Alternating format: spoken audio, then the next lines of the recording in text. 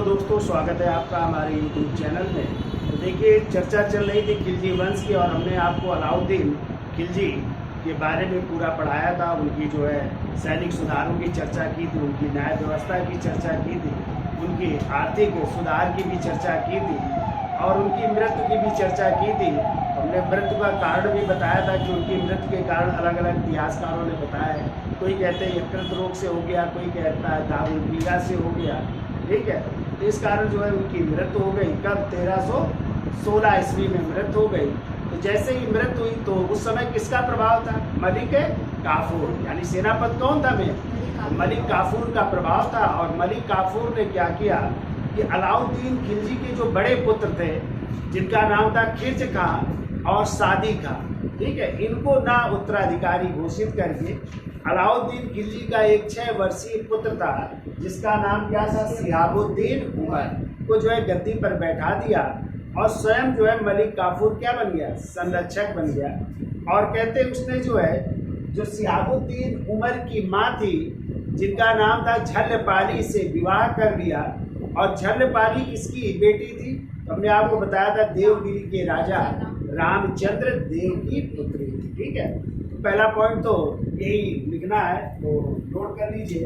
मलिक काफूर के प्रभाव से साथ में लिख दीजिए, मलिक काफूर के प्रभाव से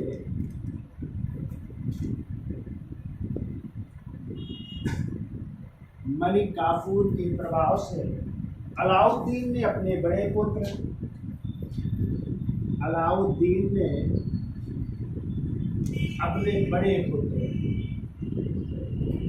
और बड़े पुत्र कौन थे? एक तो थे खिर्ज खां और दूसरे थे सादी खां। तो खिर्ज खां और सादी खां के स्थान पर अपने 6 वर्षीय पुत्र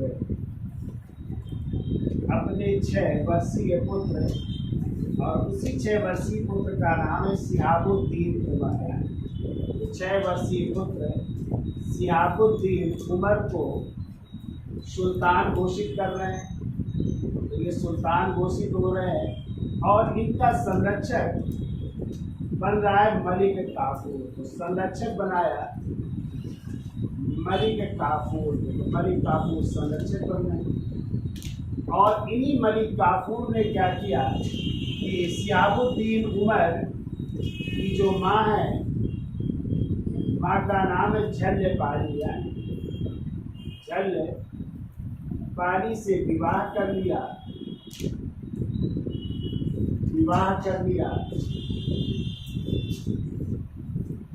और ये झल्लपाली किसकी बेटी थी? तो ये थी राजा रामचंद्र देव की बेटी, रामचंद्र देव की पुत्री।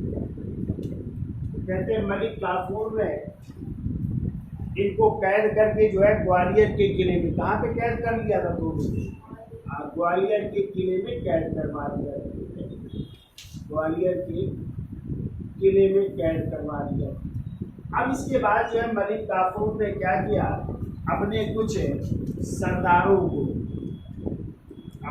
सरदारों को भेज रहे हैं किसकी हत्या करने?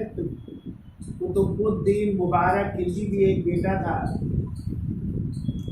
अलाउद्दीन खिलजी का। कुतुबुद्दीन मुबारक खिलजी को मारने के लिए कुछ पैदल सैनिक भेज रहा है, ठीक है। पैदल सैनिक भेजे महल में जो है हत्या करने के लिए। लेकिन मुबारक खिलजी ने क्या किया, इन सैनिकों को जो है लालच दिया और कहा मैं आपको जो है एक सोने का हार या मड़ियों का हार देने की पेशकश की और इनको याद भी दिलाई खिलजी कि आप जो है खिलजी वंश के प्रति वफादार थे। खिलजी आप लोग सरदार हैं, आपने ये वफादारी में ये कार्य किए है। उनको काफ़ी समझाया और इस कारण जो है वो जो सरदार थे या जो पैदल सैनिक थे, उन्होंने जो है मुबारक खिलजी की हत्या न करके वापस लौटे और उन्होंने जो है किसकी हत्या कर दी? मलिक काफूर की हत्या कर दी। इस तरह मलिक काफूर की हत्या कर देते हैं यही सरदार। और इसके बाद कुतुबुद्दीन मुबारक खिलजी आया और उसने अपने छोटे भाई सिहाबुद्दीन उमर की भी हत्या कर दी। तो सिहाबुद्दीन उमर की भी हत्या कर देता है मुबारक खिलजी। और इस तरह इसके 35 दिन के शासनकाल का जो है अंत हो जाता है। 35 दिन के शासनकाल का जो है अंत कर दिया। और इसको भी पकड़ करके जो है कहाँ भेज दिया गया? ग्वालियर। कहते सिहाबुद्दीन को भी ग्वालियर में वहीं पे हत्या कर दी गई। और इसके जो है तीनों कहते हैं जो शहजादे थे तीनों के मकबरे कहाँ पे? ग्वालियर में। सिहाबुद्दीन उमर, केज खां और सादी खां, इन सब के जो है समाधि स्थल जो है ग्वालियर में ही स्थित है। ठीक है। तो इस तरह 35 दिन के शासनकाल का अंत हो जाता है सिहाबुद्दीन उमर का। और अगले शासक कौन बनते हैं? कुतुबुद्दीन मुबारक खिलजी। ठीक है। तो इनकी मृत्यु पर जो है अमीर खुसरो ने लिखा है कि काफूर ने तलवार एवं नमक की शपथ ली थी, लेकिन जब नमक तलवार बन गया तो उसका सर काट डाला। ये बात की थी। तो अब जो है इसके स्क्रीनशॉट ले लो, आगे चलते हैं। और अगली हेडिंग डाल लीजिए कुतुबुद्दीन मुबारक खिलजी। तो देखिए सिहाबुद्दीन उमर के बाद जो है अगले शासक कौन बने हैं? कुतुबुद्दीन मुबारक खिलजी। जैसा कि हमने अभी आपको बताया था कि सिहाबुद्दीन उमर का टाइम कितने 35 दिन का है। और कहते हैं कुतुबुद्दीन मुबारक खिलजी ने सिहाबुद्दीन उमर को पहले अंधा कर दिया, फिर जो है उसकी हत्या करके जो है उसको कहाँ पे दफन कर दिया? ग्वालियर के किले में। ठीक है। वहीं पे ग्वालियर में दफन कर दिया गया। अब देखो कुतुबुद्दीन मुबारक खिलजी जब सुल्तान बना तो उसने खलीफा के पद को जो है मान्यता ना देते हुए स्वयं को क्या घोषित किया? खलीफा घोषित किया। और एक उपाधि धारण की, खलीफत या खिलाफत उल लह की उपाधि धारण की। और उसने अपने को अल इमाम उल इमाम जैसी उपाधियां भी धारण करता है। ठीक है। तो पहला पॉइंट लिखिए मुबारक खिलजी ने खलीफा को मान्यता देने के बजाय मुबारक खिलजी ने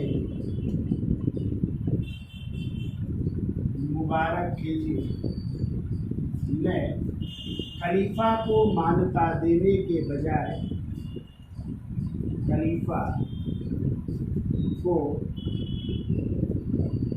मान्यता देने के बजाय स्वयं को खलीफा घोषित किया। स्वयं को खलीफा घोषित किया। स्वयं को खलीफा घोषित किया। और खिलाफत उल लह की उपाधि धारण की। और खिलाफत उल लह की उपाधि धारण की। खिलाफत उल लह की उपाधि धारण। ठीक है। अगला पॉइंट लिखिए वो मुबारक खिलजी ने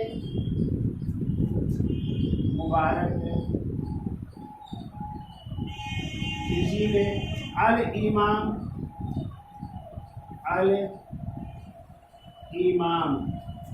कामा उल इमाम, देखो अल इमाम कामा उल इमाम और अपने सिक्कों पर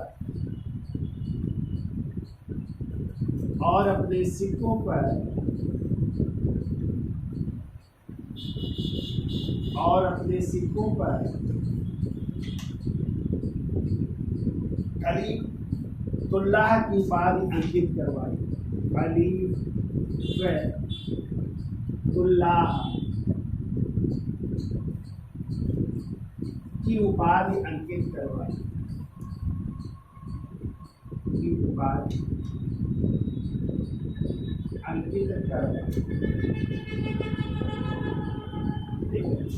तो कौन कौन सी उपाधि धारण की?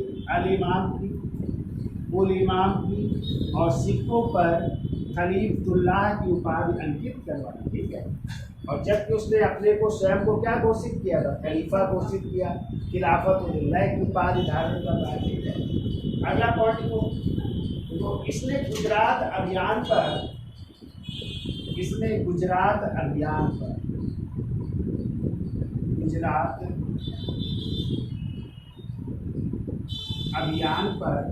आइन उल मुल्क को भेजा।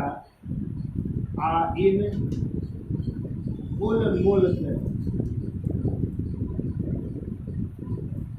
गुजरात अभियान पर आइन उल मुल्क को भेजा, जबकि 1316 ईस्वी में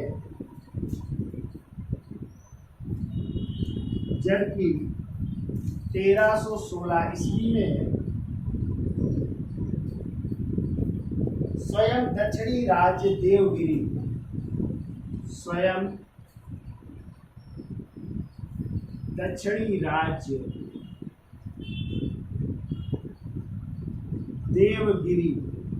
का अभियान किया, देवगिरी का अभियान किया और देवगिरी के शासक, देवगिरी का अभियान किया और देवगिरी के शासक, मैंने आपको बताया था जब राजा रामचंद्र देव की मृत्यु हो गई थी, उनका बेटा कौन बन गया था, शंकर देव, लेकिन उसने जो है दिल्ली सल्तनत की अधीनता को मानने से इनकार कर दिया था। तो मलिक काफूर ने दोबारा आक्रमण किया था और शंकर देव को जो है पराजित कर मार दिया था, और रामचंद्र देव के दामाद हरपाल देव को आगे क्या बना दिया था, शासक। तो इस समय देवगिरी के शासक कौन है, हरपाल देव है, तो इनको पराजित कर रहा है। ठीक है, तो क्या लिखा, स्वयं दक्षिणी राज्य देवगिरी का अभियान किया और देवगिरी के शासक हरपाल देव,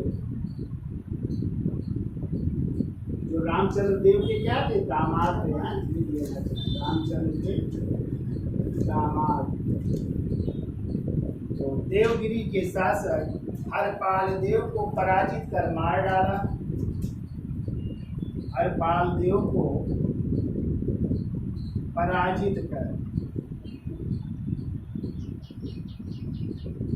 मार डाला और देवगिरी को दिल्ली सल्तनत में मिला लिया गया, और देवगिरी को दिल्ली सल्तनत में मिला लिया गया, दिल्ली सल्तनत में मिला लिया गया। तो कभी आ जाए कि दक्षिण भारत का कौन सा राज्य था जिसे सर्वप्रथम दिल्ली सल्तनत में मिला लिया गया था, ठीक है, वो कौन सा हो जाएगा, देवगिरी, इसको मिलाया जा रहा है पहली बार दिल्ली सल्तनत में। तो लिख लो इस तरह, क्या लिखा, दिल्ली सल्तनत में मिला गया। इस प्रकार दिल्ली सल्तनत में शामिल होने वाला, इस प्रकार दिल्ली में या दिल्ली सल्तनत में शामिल किया गया पहला दक्षिणी राज्य देवगिरी था। इस प्रकार दिल्ली सल्तनत में शामिल किया गया पहला दक्षिणी राज्य देवगिरी था। आगे लिखो, और देवगिरी का नाम बदलकर, और देवगिरी का नाम बदलकर इसका नाम जो है खुतबाबाद किया जा रहा है, और देवगिरी का नाम बदलकर खुतबाबाद या कुतबाबाद रख दिया गया।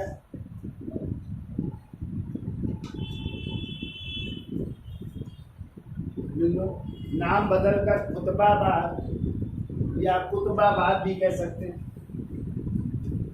खुतबाबाद या कुतबाबाद रख दिया गया। और यहाँ का प्रशासन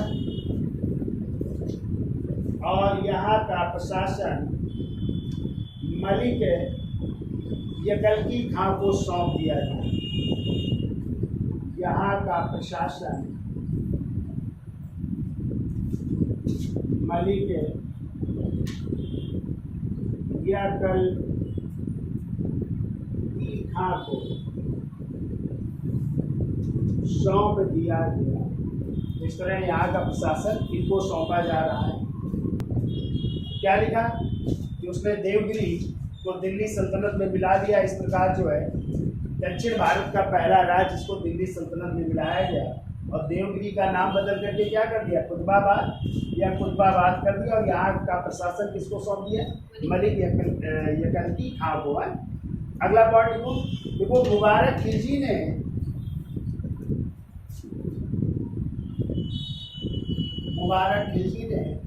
पूर्व सुल्तान अलाउद्दीन खिलजी द्वारा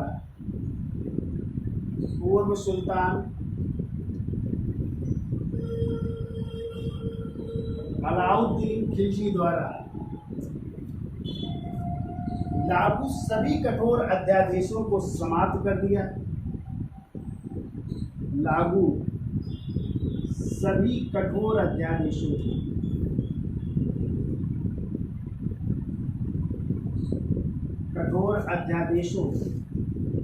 को समाप्त कर दिया।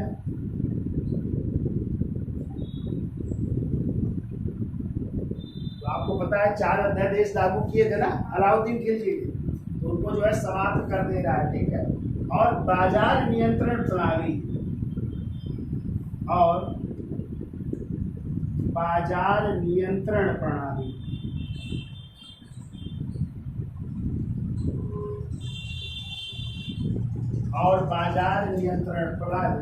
को रद्द कर दिया। और बाजार नियंत्रण प्रणाली को रद्द कर दिया तथा लोगों की जब्त की गई जमीनों को वापस कर दिया।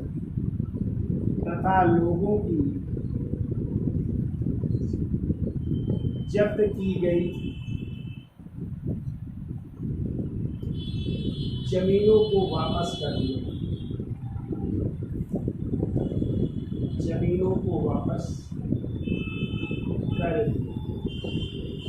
ये सभी कार्य कर रहा है मुबारक ने, ठीक है।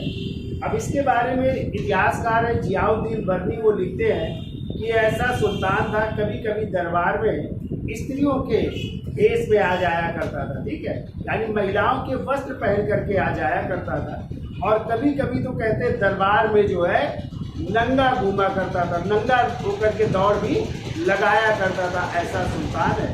और कहते इसने अपने राज्याभिषेक जिस दिन इसने करवाया था, उस अवसर पर इसने क्या किया, जो उस समय गिरफ्तार किए गए थे चोर या और भी डाकू, उनको जो है उसने छोड़ने की भी प्रथा शुरू की कि इस दिन जो है उनको सबको छोड़ देंगे, वो भी प्रथा शुरू की। तो इसकी नीति कहलाती है क्षमा करो और भूल जाओ की नीति। किसकी थी, क्वेश्चन कई बार आया है, तो वो थी मुबारक खिलजी की। तो इसका स्क्रीनशॉट ले लो, फिर आगे चलते हैं।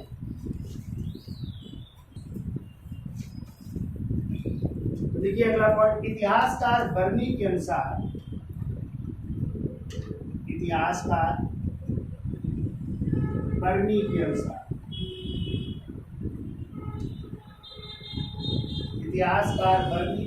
सुल्तान कभी कभी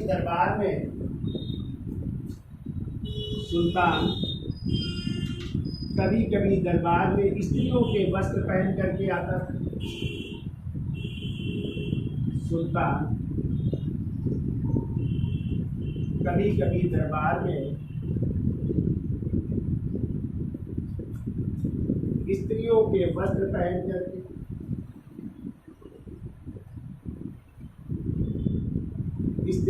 वस्त्र पहन करके आता था। और कभी कभी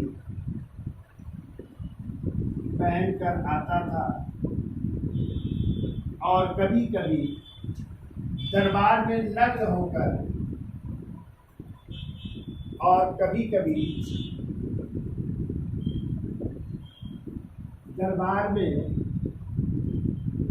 नग्न होकर दौड़ लगाया करता था।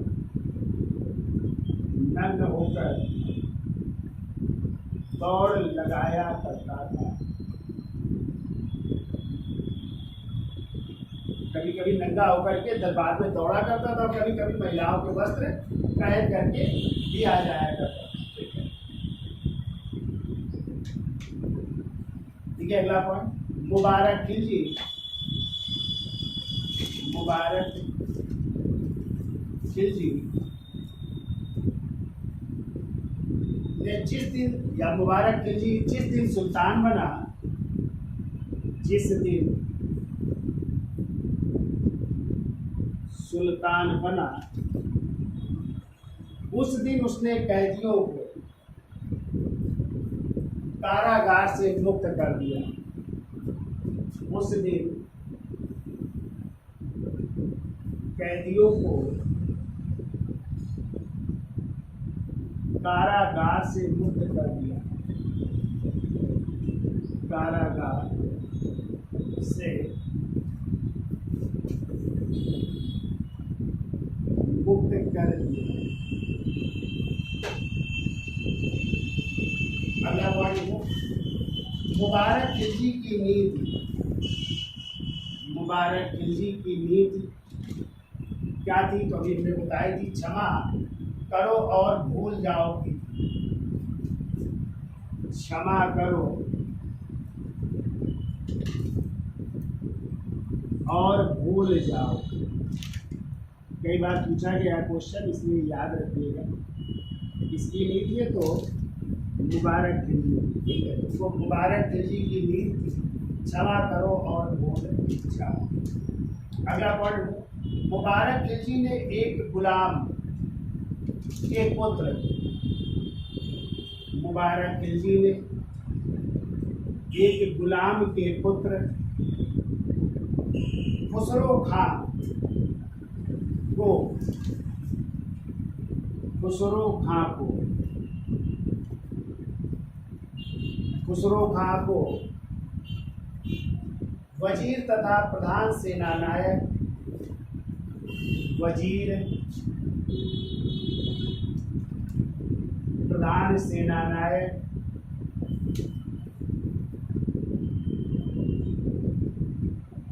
और मलिक नायक के पद पर नियुक्त किया, मलिक नायक के पद पर नियुक्त किया। तो ये जो है खुसरो का एक गुलाम का पुत्र था, इसको अच्छे अच्छे पद दे रहा था। फिर तो अप्रैल 1320 ईस्वी में, अप्रैल 1320 ईस्वी में खुसरो खां ने विश्वासघात करते हुए, खुसरो खां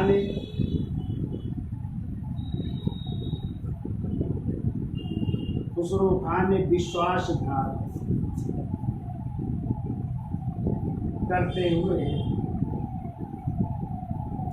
जाहिरा खां नामक सरदार द्वारा, जाहिरा खां नामक सरदार द्वारा, जाहिरा खां नामक सरदार द्वारा मुबारक शाह खिलजी की हत्या करवा दी,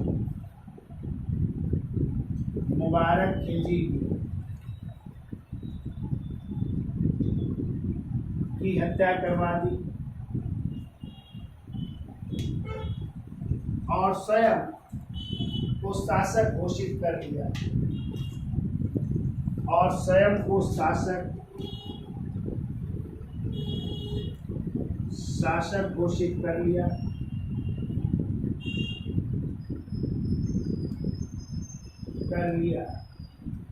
इस तरह खिलजी वंश का अंत हो गया, इस तरह खिलजी वंश का अंत हो गया।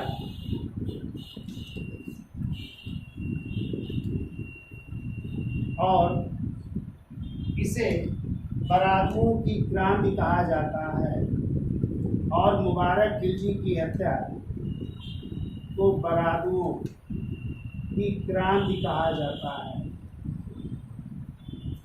बरादू जनजाति से था संबंधित खुसरो खां, उसे बरादुओं की क्रांति भी कहा जाता है इसकी हत्या का। ठीक है, देखिए अब जो है अगला शासक कौन बन रहा है, यही खुसरो खान, नसीरुद्दीन खुसरो खान के नाम से। कहते पहले ये हिंदू था, फिर हिंदू धर्म से परिवर्तित मुस्लिम जो है इसने धर्म को अपनाया था। तो एक हिंदू माँ का ये भी बेटा है, ठीक है।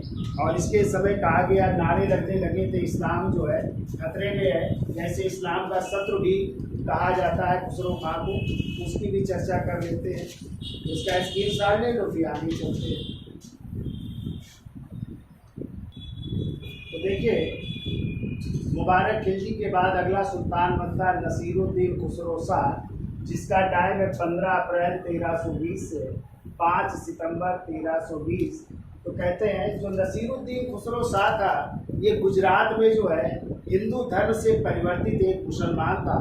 और बचपन में ही जो है ये दो भाई थे, इसका नाम था हसन, एक का नाम था हुसामुद्दीन, ठीक है। दोनों सगे भाई थे और ये बरादू जनजाति से संबंधित थे, ठीक है। तो बरादू जनजाति से संबंधित थे। तो कहते हैं जो हसन था वही जो है खुसरो शाह के नाम से गद्दी पर बैठेगा।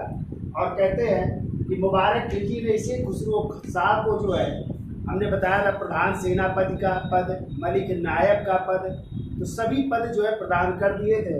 और इसी ने जो है इसकी मुबारक खिलजी की हत्या कर दी। और हत्या करने के बाद अगला सुल्तान बनता है। क्योंकि ये किस जनजात से थे, बरादू जनजात से थे, इसलिए इनका ये जो कार्य किया गया वो जो है बरादुओं की क्रांति के नाम से जाना जाता है। तो इसने उपाधि धारण की थी, या इसकी उपाधि थी पैगंबर का सेनापति की उपाधि थी। तो पहले इसकी उपाधि लिख लो, तो ये उपाधि लिखो, पैगंबर का सेनापति कहा जाता है इसको। उपाधि लिखिए, पैगंबर का सेनापति कहते हैं इसे, पैगंबर का सेनापति कहते हैं।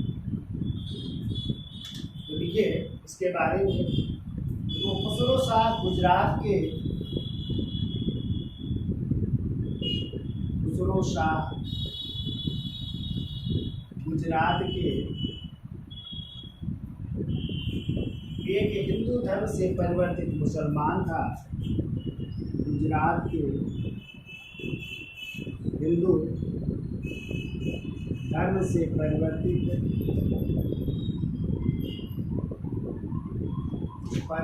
मुसलमान था। तो हिंदू धर्म से परिवर्तित मुसलमान था, ठीक है, जो बचपन से ही मुस्लिम बन गया था, जो बचपन से ही मुस्लिम बन गया था।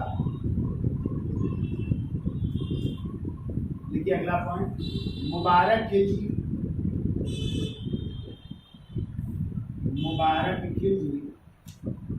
हसन एवं हुसामुद्दीन, ये दो भाई थे, हसन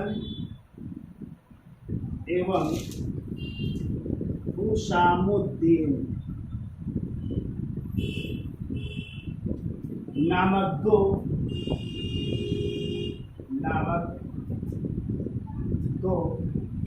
सगे भाई से प्रेम करता था, या दो सगे बरादू भाइयों से, ऐसा करते, दो सगे बरादू जनजाति के थे ना, तो बरादू भाइयों से प्रेम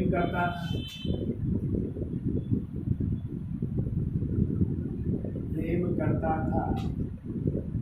और इसने हसन को खुसरो खान की उपाधि,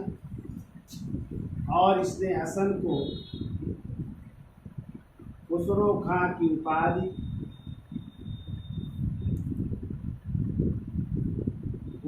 वजीर का पद, सेनापति का पद, सेना नायक का पद और मलिक नायक का पद प्रदान किया, और मलिक नायब का पद प्रदान किया।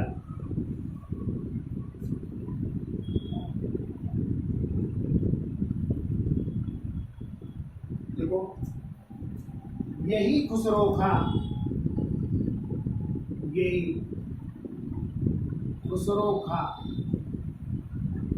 किस नाम से गद्दी पर बैठ रहा? तो देखो नसीरुद्दीन खुसरो शाह के नाम से।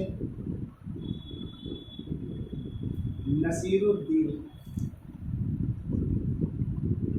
खुसरो शाह के नाम से दिल्ली के सिंहासन पर बैठा। दिल्ली के सिंहासन पर बैठा। नसीरुद्दीन खुसरो शाह के नाम से दिल्ली के सिंहासन पर बैठा, ठीक है। और अपने नाम से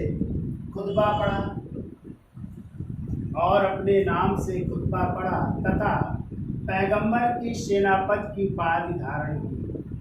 इसे हमने ऊपर लिखा है, पैगंबर के सेनापति की उपाधि धारण की। पैगंबर के सेनापति की उपाधि धारण की। देखो खुसरो खां के विरोधियों ने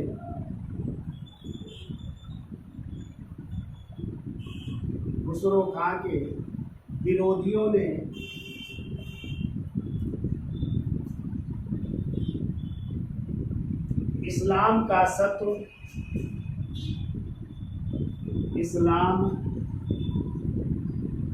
शत्रु या इस्लाम खतरे में है ये नारे लगाए। इस्लाम खतरे में है ये नारे लगाए।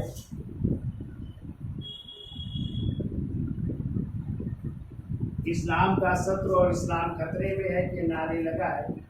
अतः सुल्तान ने सभी सिंहासन के दावेदारों का कत्ल करवा दिया। अतः सुल्तान ने सिंहासन के सभी दावेदारों का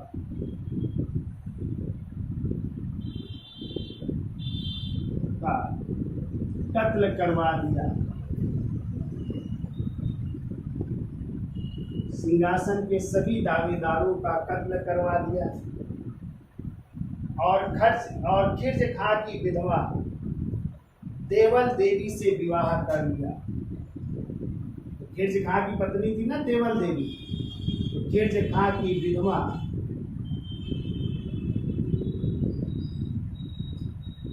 देवल देवी, जो गुजरात के शासक कर्ण की बेटी थी ना, देवल देवी से विवाह कर लिया। देवल देवी से विवाह कर लिया। देखो खुसरो खां ने खिर्ज खां की विधवा देवल देवी से विवाह कर लिया। वो परंतु 4 माह बाद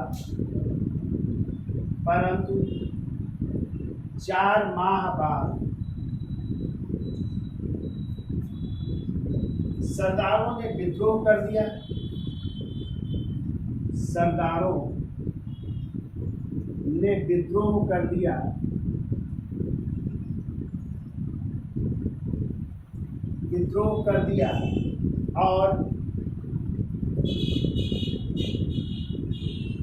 और गाजी मलिक व अन्य सरदारों ने मिलकर और गाजी मलिक जो दीपालपुर का सूबेदार था, जो आगे चल करके गियासुद्दीन तुगलक के नाम से गद्दी पर बैठेगा, तो देखो गाजी मलिक और अन्य सरदारों ने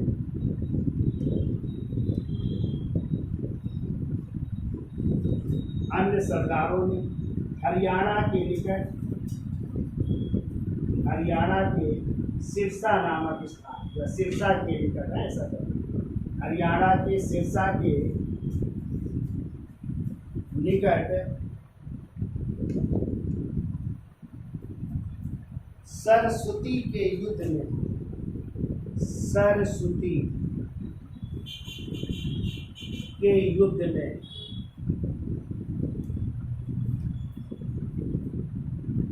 इसे पराजित किया। सरस्वती के युद्ध में इसे पराजित किया।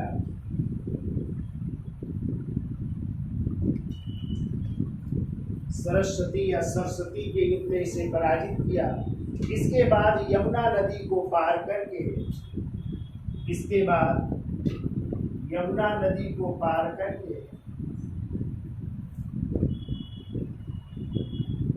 लहरावट के युद्ध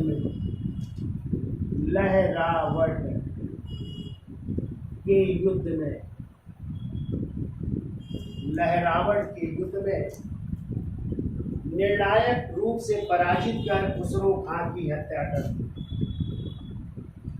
निर्णायक रूप से पराजित कर खुसरो खां की हत्या कर दी। पहले सरस्वती के युद्ध में पराजित किया, फिर अंतिम रूप से यमुना नदी के तट पर, यमुना नदी के किनारे लहरावट के युद्ध में खुसरो खां को निर्णायक रूप से पराजित कर रहे हैं और उसकी क्या कर रहे हैं, हत्या कर दे रहे हैं। ठीक है, देखो, और इस युद्ध में जीत के बाद गाजी मलिक ने गयासुद्दीन तुगलक के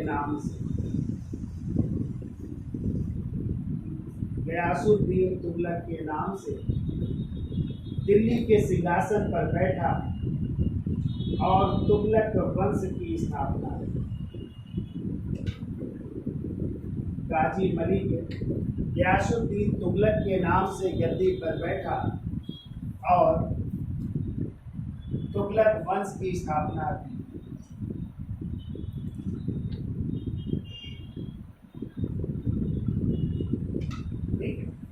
तो कहते हैं जब नसीरुद्दीन खुसरो शाह गद्दी पर बैठा था तो उसने अपने को मान्यता देने के लिए बड़े बड़े लोगों को या सूफी संतों को धन दिया था।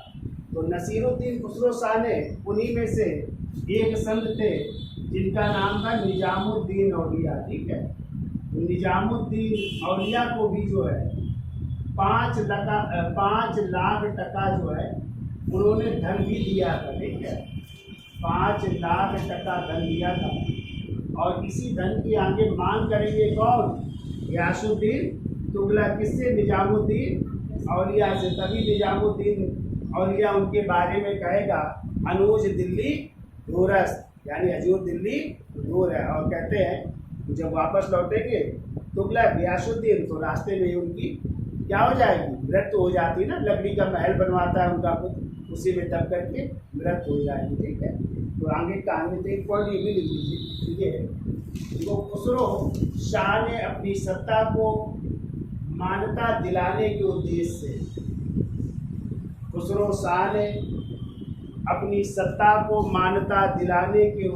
से शेख और संतों को बहुत सा धन वितरित किया था। अपनी सत्ता को मान्यता दिलाने के उद्देश्य से शेख और संतों को बहुत सा धन वितरित किया था और सर्वाधिक 5 लाख